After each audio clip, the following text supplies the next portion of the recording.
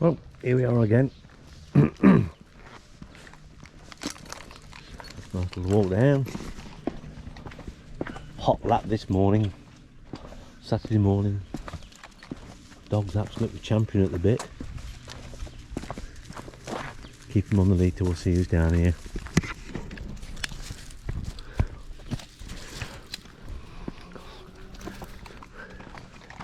Typical Aussie barbecue area, look.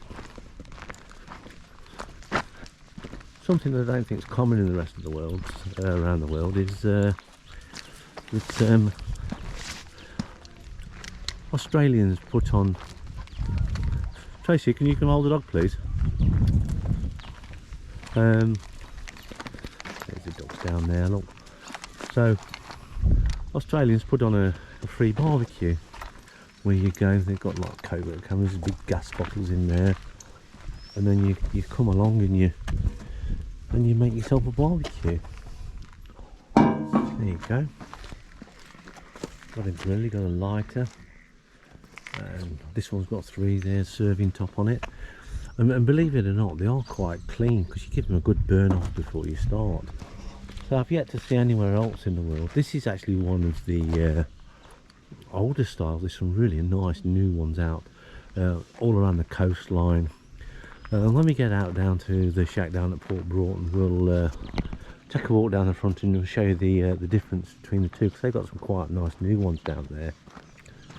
There's some lovely picnic areas. And there's the beautiful wife having a water doggo. We tried him out with those new poo collection bag things on his back. He's not overly keen on them. He can carry his own empty bags, and when they're full we'll drop them in the local recycling or whatever they do with it. It was a beautiful day down here this morning. It's about 2:30 in the morning in the UK. We've got the local boys here. Well, these are ladies actually, because of the dark. They've got rid of their chicks. They had some chicks a few weeks ago, and now they're they seem to have offloaded them. I don't know where they've gone. They're probably cleared off. Beautiful girls. They've been here for a few years, these have. At least 3 or 4 years. Yeah, very happy. As you can see, they're very tame. They'll actually come up to you if you think for a second you've got any food for them. You can touch them and they'll feed out of your hand. You're not supposed to. It's quite frowned upon, but people do it. People bring the families down. There's a family just around the corner around here that have just been feeding them. They'll follow them around. They'll follow them around this. It's lovely down here. Now, the more alert amongst you might notice that the water's sort of a dark brown colour, almost like tea with no milk in, etc. Yeah. But it's actually just the taint out of the red gum trees, because this water comes out of the scrub out at the back over the Barossa, and it's just the stain. And I don't know what it's actually called, probably the sap and things out of the trees from in the scrub and everything. So it's actually quite nice water. You probably wouldn't, but you could get away with drinking it if you had nothing else to do. But there's no fish in here. There's definitely no fish in here at all. Because every year it's almost emptied. And you can see one of the drain off pipes here. All around the footpath there's drains, and there's drain off pipes into it, so all the rainwater and everything goes in here. It's a beautiful place. So the last couple of blocks we had a walk around the footpath with Doggo, which is where my good wife is with Doggo at the moment. And there's quite a bit of sandstone around here as well, which is unusual for Australia. That one I'm looking at now, this down here, is all iron and steel. Why Australia's obviously famous for mining. That's why the ground's got this reddish tinge to it, because that's what they do. Now at night time, when the parks close, the local Aborigines do live out around. You never see them. They come and build these little shelters here, and they tend to pop up throughout the season, and the park rangers leave them. And then towards the end of the season, they'll come and they'll take them down and move all the, because it's a fire hazard, especially when fire season's coming on. But this one's popped up, I don't know, within the last couple of weeks, and yeah, so that's what they do. I think they just mess around with them and build them and everything. So there's Doggo, and over the other side, look, absolutely champing at the bit to get off. Well, dog's getting set free. Watch this, bullet out of a gun. Wait for it. Here he goes. Whoosh. He's off, he won't go far. Let's see, there's another one of those structures over there. We'll go over there and have a look at that. Just bear with me and we'll have a look.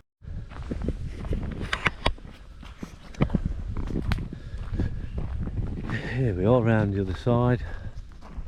I just turned the camera off while I got round this side. So it's, that's where I've come from. And you can see that shelter over the other side. Oops. See that shelter over the other side we were just looking at? There's the girls in the middle of the pond over there. Pan round here. And there's that shelter I was talking about. This one's sprang up since last time we were here. There you go.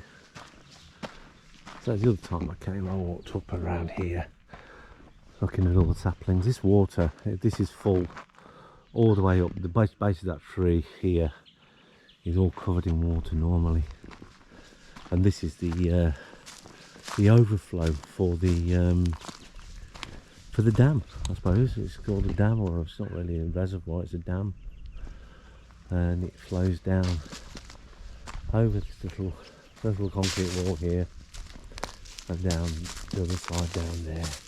So we'll have a scramble up the wall here and we'll get to that gap there, and yeah, that'll be easy. There's that walk across the top of the dam.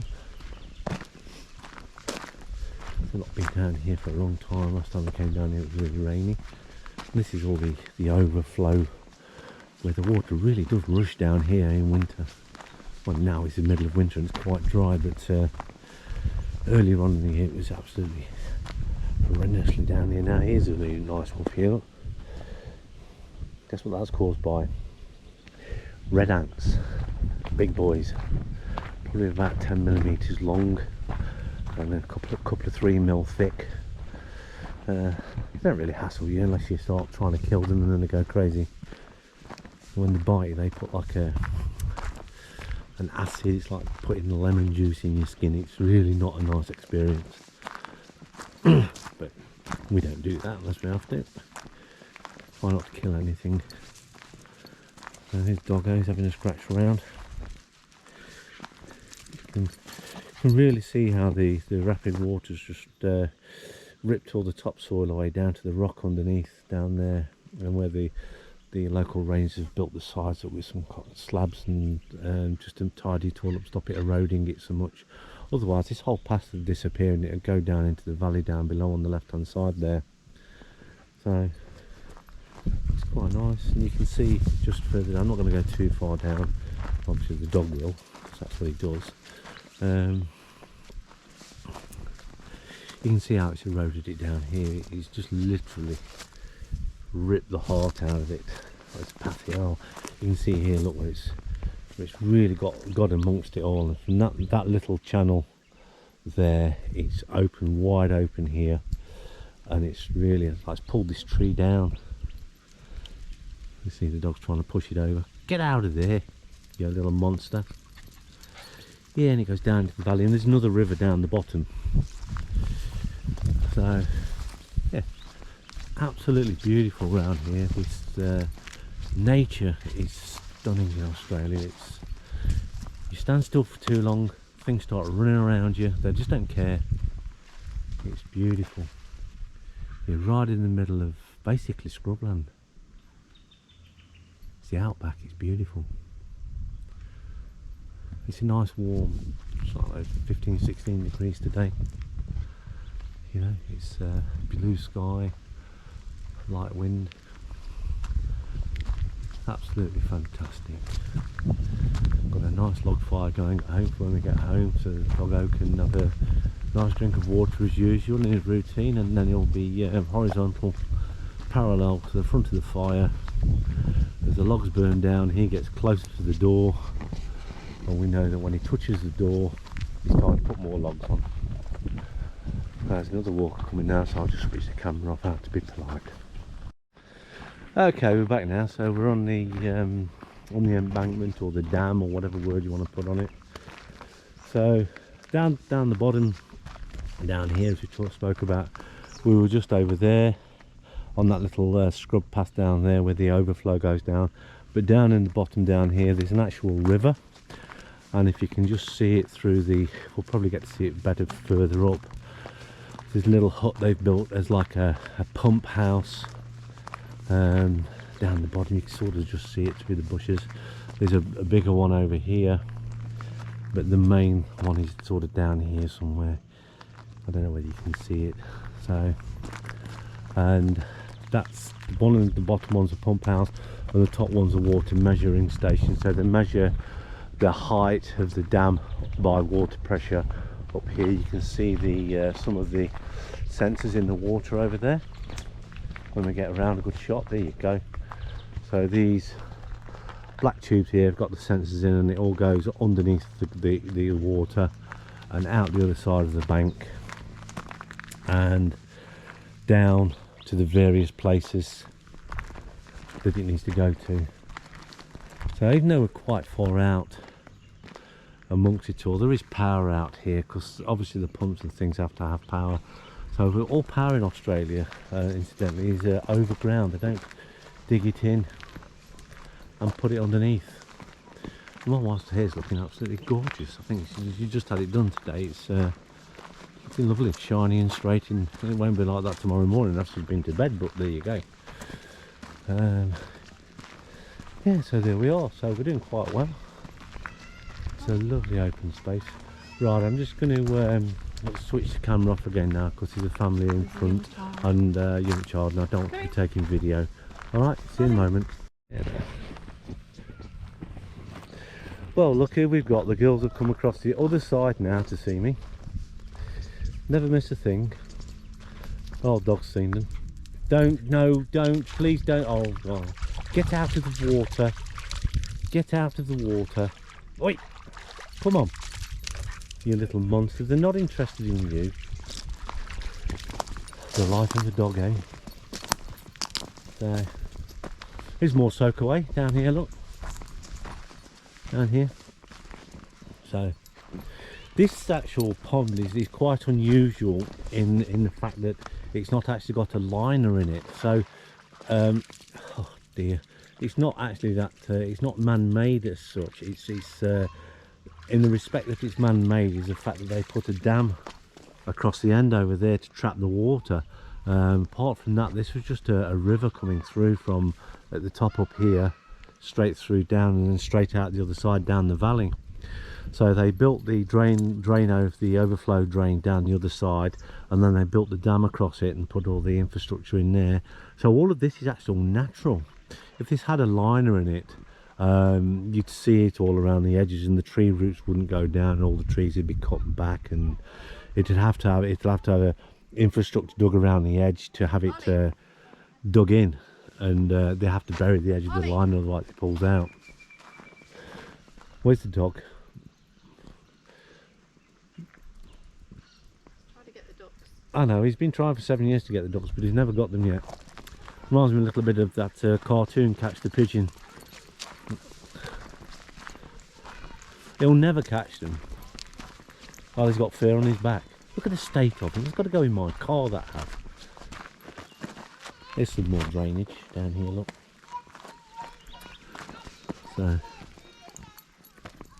children everywhere, look. They absolutely love just being down here.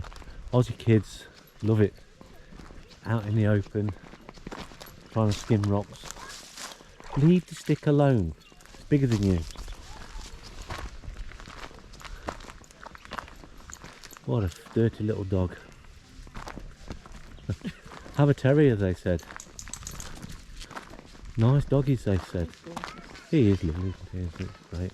Doesn't shed much fur, or any fur really. Yeah, we don't have that problem at all really with him, which is fortunate. He's got his winter coat at the moment. We normally give him a good shave. There's a child over there kicking off. I don't know whether he doesn't want to go home or he does want to go home. Oh, they're after the ducks, Tracy says. Oh yeah, the ducks are over there kicking off, plying their wares so they can get food. Right, I'm just going to log off for a minute because we're just heading down a path we've seen before, so back in a while. Here's just a little bit of footage here, look. So this is what happens when a tree gets caught in a bushfire. It looks dead, but if you look at the tips, it's gum tree, it's still going. And it's called a gum tree because of this. Here, look at this. Clear. This it's actually really hard resin. You can just about dig your nail into it, but you don't want to get on your fingers. You take weeks to get it off. So it slowly but surely drips down. Look, you know, it's really good, and all the ants and things have a go at it, and it all gets used out here. Everything gets used, but that's what happens. And you'll see a lot of that common on the trees around here. There's a tree, I think, just around the corner. It's actually twisted, as you can see it. I'll just log off again. I'll come back when we find that tree. It's understandable you can get lost in the bush.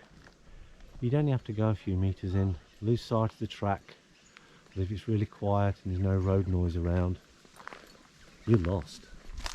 Unless you've got a compass on your hands, you're completely lost. So, I was just saying to my wife, I hope we can find that tree I've just been talking about, because if we can't, you're not going to get to see it, are you? So the rangers put all this infrastructure in. Another time I'll do a short vlog on the path up here, over to the right hand side over here. There's a lovely valley up there with a lot of rocks and trees and waterfalls and things. Obviously this time of year there won't be any water to see, but unless we have a big deluge, in which case I'll rush up quick sharp. Yeah, so it's all good. This is called the Lake Discovery Loop. Come on, we're not going up there, mate. This way, keep going, keep moving. Good job. It's a good old doggo, really. When things, if you look in the trees at the top, you can see all the ones that have been burnt out and died in the fires, and then they fall over and they soon get engulfed and taken over, and the ants eat them and all sorts. Oh, here it comes. The gather lad charging night. So there's a family around here, so we might have to put him on the lead, much to his disgust. My name will be dirty if I have to put him on the lead. He's looking, he knows.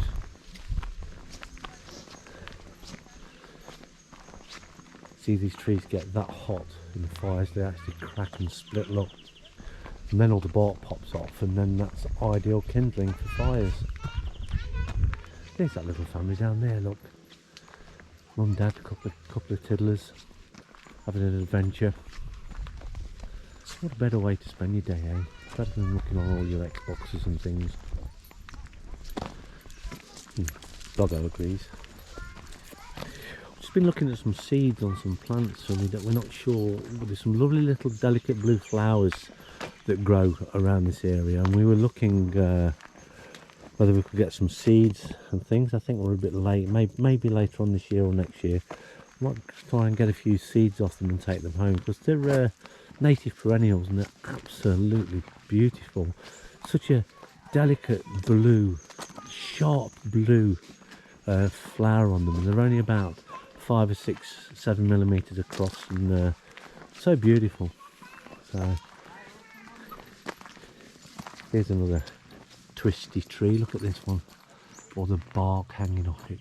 It's been, yeah, it's been that hot, it's just twisted. It twists them round, pulls them. The Aborigines come and harvest all of this. This is hardly okay. I'm not going to pull it off, but the Aborigines come and harvest it all. And you can see all the gum inside it. Yeah, and they're all split and twisted, and you get all the snakes in the bottom down there. Like probably no snakes. It's too cold for snakes at the moment, which is why I'm really brave in talking about it. Yeah, but it's great though. It's a lot of tourists and people who come round, they just miss this sort of stuff. They just wander by, oh that's a nice flower, and walk off. You know, they don't actually look at things. So I was having a conversation with my wife about 5 minutes ago, and we were just wondering what these grasses were. I might look them up actually. They're not a pampas grass, or we don't quite know what they are, but they're quite sturdy, is a good word, and they're quite prolific around here. They just I don't think they've been planted. I think they're natives. I'll have to look them up and let you know. I'll probably put it in the comments below if I find it in time, but I'll be all urgent when I get home to get this online and out to everybody. So as you do. Yeah, so right, I'm just going to log off for a minute because we're getting close to where we came in, and Doggo's going to get up to his tricks with the ducks again, I think. So I'll talk to you in a while. Okay, we're back for the last little bit now. This is it. We're on our way back to the car, back at the barbecue. Dog's been chained up for his life on his lead. He's not happy about it, but just the way it is. We'll just get into the car, and then we'll end this one. I think maybe the next one we'll do, as I said earlier, will be as go up to that the rocks where the waterfalls and things are. It's not a big area, but it's quite dramatic. It's worth a look. It's worth a see.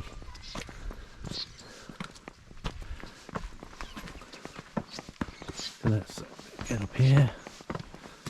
Get Doggo in the car. Oh, there's the car over there today. I didn't realise. I thought we're down the bottom on our normal side. Let's get Dogley in the car.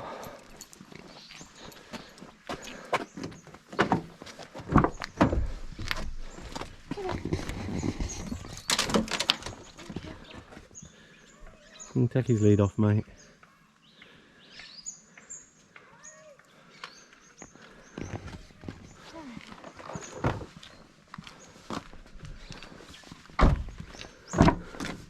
There he is.